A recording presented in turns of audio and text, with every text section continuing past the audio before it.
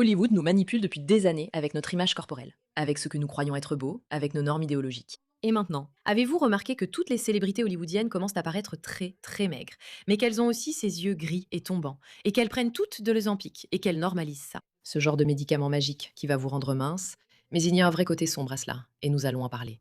Bienvenue dans Pushback. De plus en plus de gens soulignent un nouvel idéal corporel inquiétant à Hollywood. En ce moment, tout le monde à Hollywood est extrêmement mince. Et ce n'est pas une minceur normale. C'est une minceur inquiétante, maladive, qui donne l'air maladif, presque mortel. Hollywood connaîtrait soi-disant une épidémie de minceur. Les influenceurs de l'acceptation corporelle, les chanteurs, les stars d'action, même les icônes de notre enfance semblent devenir de plus en plus minces. Et tout le monde pense connaître leur secret. Il y a un problème de drogue à Hollywood. Attendez une seconde. Je veux juste dire que je suis une grande partisane du fait que les gens soient minces et en bonne santé, qu'ils ne soient pas en surpoids et en mauvaise santé. Je suis une grande partisane de cela. Mais ça, et le look d'Ariana Grande, genre je viens de survivre à la Seconde Guerre mondiale, ça ne marche pas pour moi. Il y a quelque chose qui ne va pas. Et il faut se rappeler que peut-être en tant qu'adulte plus âgé, qui a l'habitude de voir beaucoup de variations différentes de formes humaines à Hollywood, tu es capable de voir qu'il y a quelque chose qui cloche. Mais comme les jeunes filles et les jeunes garçons grandissent en voyant cela comme une nouvelle norme, ils n'ont pas cette capacité de discerner que quelque chose ne va pas et que c'est problématique. Et cela normalise désormais une apparence littéralement anorexique à cause d'un médicament. That's Ozempic. C'est la majorité. C'est tout le monde ment. Tout le monde dit je mange des plus petites portions. Mais tais-toi. Tu prends de l'Ozempic. Au fait, tu travailles sur ton corps et sur ta santé. Non. C'est grâce à l'Ozempic. C'est comme ça qu'on perd ce poids-là. Avec un marché noir en pleine expansion qui profite de cette médiatisation, les médecins s'inquiètent que les gens aillent trop loin. Mais le médicament est la partie la moins intéressante de cette histoire. Des entreprises vendent désormais ces médicaments via un site web à presque tout le monde. Il y a quelques mois, l'une d'elles m'a proposé un partenariat. Plus d'argent qu'on ne m'en a jamais proposé. Mais des organisations comme celle-ci ne veulent généralement pas que j'enquête sur elles. Vous voyez, je réalise des documentaires qui enquêtent sur cette industrie. Personne n'offre ce genre d'argent à moins de vouloir le récupérer. Alors j'ai cherché comment et j'ai découvert tout un système construit autour de ces médicaments. Un système qui s'infiltre maintenant dans l'industrie du fitness. Ce qui m'inquiète, car à 16 ans, je serais sûrement tombé dans ce piège. Comme on voit de plus en plus d'adolescents en bonne santé le faire aujourd'hui pour obtenir le look hollywoodien, ce problème. Je veux dire, le problème, oublions juste le problème de la minceur façon Ozempic. C'est le phénomène du looksmaxing. Le phénomène des jeunes qui utilisent des marteaux pour changer leur visage, qui prennent d'énormes quantités de stéroïdes pour devenir anormalement musclés, ce qui a de graves conséquences à long terme pour toute la vie. Tu te dis de graves conséquences. Toutes ces choses en ont. Avoir des troubles alimentaires quand on est jeune peut empêcher à jamais le corps d'une femme de fonctionner comme il le devrait et de pouvoir avoir des enfants de façon saine. Se gaver de stéroïdes, introduire des drogues dans son organisme, se frapper avec un marteau, consommer des choses étranges. C'est extrêmement dangereux pour une société d'encourager et de soutenir cette quête d'une certaine apparence. Mais si tu recherches le looksmaxing et que tu vois à quel point ce groupe grandit, non? C'est fou. Littéralement, c'est devenu un phénomène totalement normal. Regarde looksmax.org, vérifie que je suis humaine. Tu sais que je suis humaine. Je trouve ça tellement agaçant. D'accord. Regarde, tu peux aller ici et découvrir toutes ces choses bizarres, le style fitness, la chirurgie esthétique et plus encore.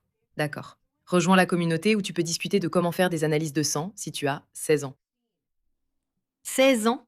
Ça me met vraiment, vraiment mal à l'aise. Et il y a des règles sur looksmax.org qui disent que l'esthétique compte. La façon dont tu apparais compte.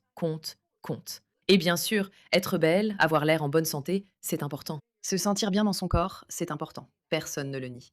Mais promouvoir cette idéologie selon laquelle tu dois vraiment te transformer et te dénaturer, est dans une culture qui génère des milliards et des milliards et des milliards de dollars. Je veux dire, il suffit de regarder l'industrie de la mode, l'industrie du maquillage ou l'industrie de la beauté et de la santé qui te poussent à devoir changer sans cesse, encore et encore.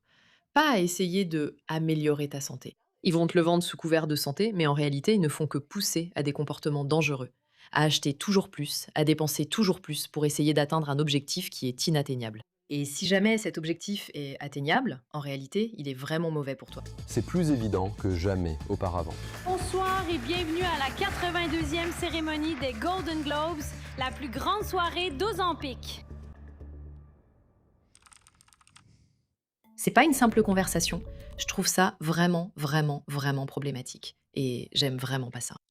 Je suis totalement pour que les gens puissent perdre du poids. Et honnêtement, je connais des personnes qui ont pris Ozempic et ça a changé leur vie, parce qu'elles ont lutté pendant des années et que cela causait de vrais problèmes de santé. Mais utiliser un médicament de la manière prescrite par un médecin pour améliorer sa vie, c'est très très différent de cette obsession de vouloir normaliser cela. Juste une perte de poids massive, sans faire aucune des autres choses dont votre corps a besoin pour être en bonne santé et pour maintenir ce poids.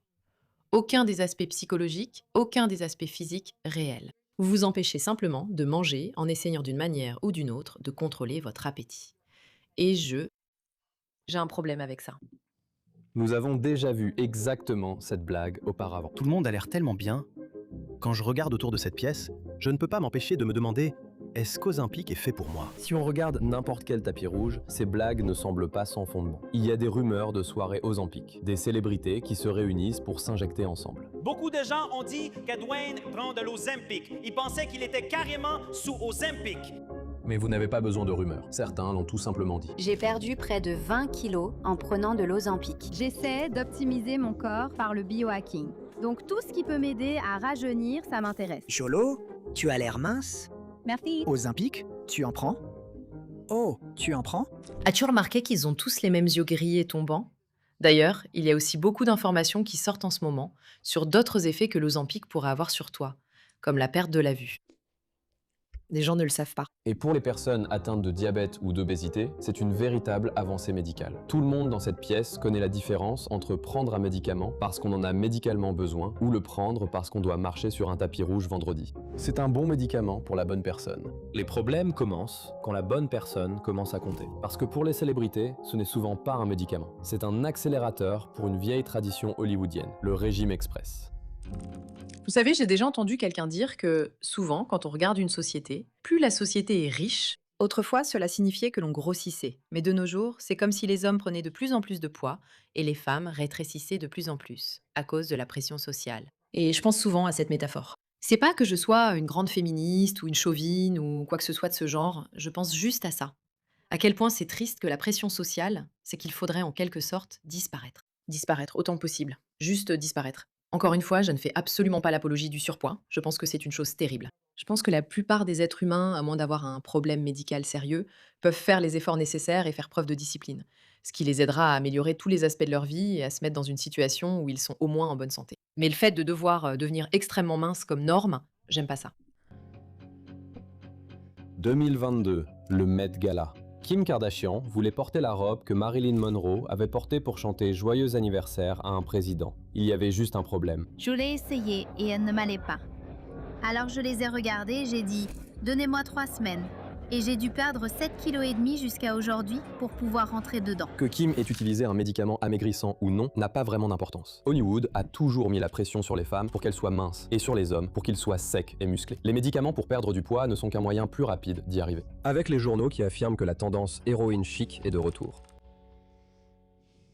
Être mince ou faire revenir un proche décédé? Mince.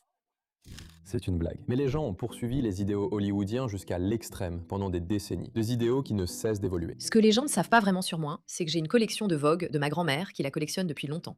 Je crois qu'elle est d'ailleurs dans mon décor derrière moi. Je vous la montre ? Une seconde. Ma grand-mère collectionne les Vogue depuis, je crois, les années 1900 quelque chose.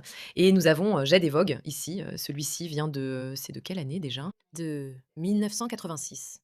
La norme de beauté, quand elle évolue, c'est tellement spectaculaire et fascinant à observer.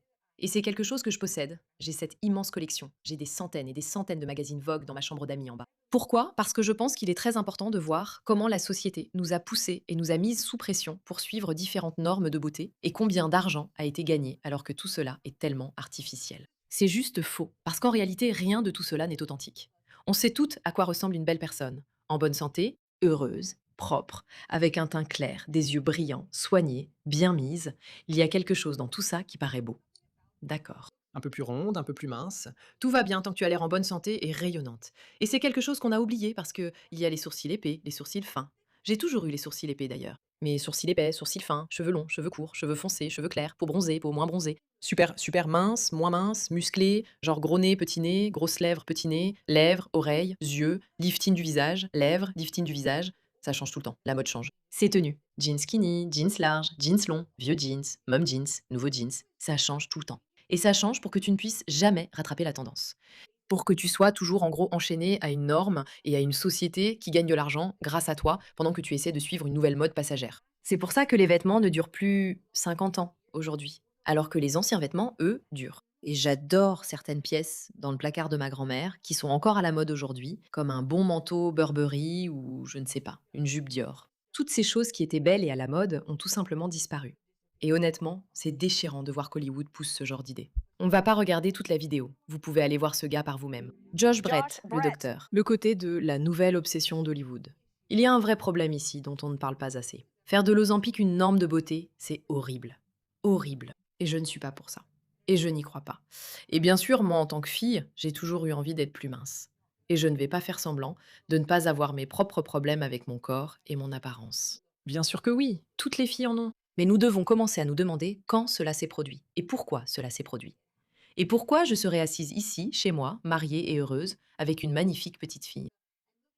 Et regarder quelqu'un qui est clairement malade à Hollywood et penser que c'est à cela que je devrais aspirer dans ma vie, que c'est pour cela que je devrais me priver ou m'injecter quelque chose dont j'ignore les dangers ou les conséquences. Pourquoi cela est-il devenu notre nouvelle norme? Oui, je pense que j'en ai fini avec ça. Merci de votre attention à ce sujet.